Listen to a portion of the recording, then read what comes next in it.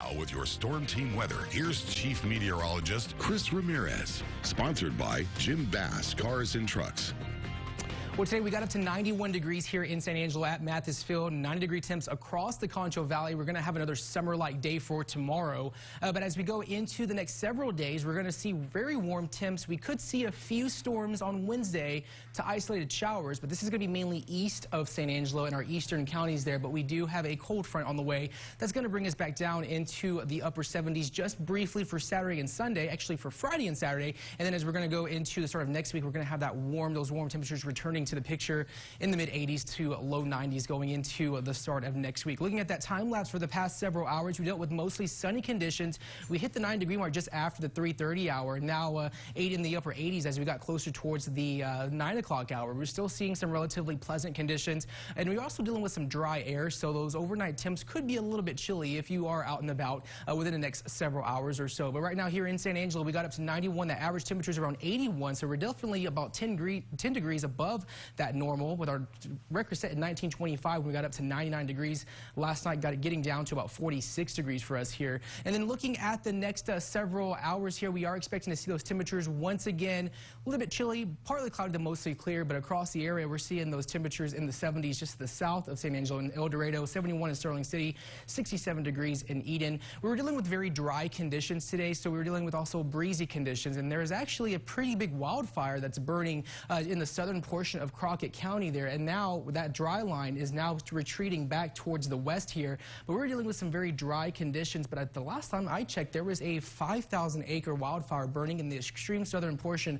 of Crockett County. I think it's a very rural area there, so that's something that's kind of keeping in mind when it comes to that fire threat. As we look across the state of Texas, mostly quiet. We're seeing this increase in cloud cover coming in from far west Texas, a few showers off towards the north and the Texas Panhandle. As we look at the situation, we had this front that was stationary across the state, high pressure system keeping conditions sunny and also keeping those temperatures fairly hot. But as we go into the next day or so, it's going to kind of remain right here and keep those temperatures hot for tomorrow in the 90s going into the next several days. As you look at that futurecast, tomorrow is going to be relatively sunny. Those highs probably maybe a couple of degrees hotter than what we saw today. Got up to 91, forecasting a high about 93 for tomorrow. And then going into Wednesday, we do have another weather system that's going to be moving through the south central U.S. That's going to bring the possibility for a few showers for us here. We could see some isolated storms, but most of this activity is going to be well off towards the east. We could see a few storms in and around the Brady area going into the next several days, but it's just very isolated rain that's going to be expected going into the next couple of days. But as we look at our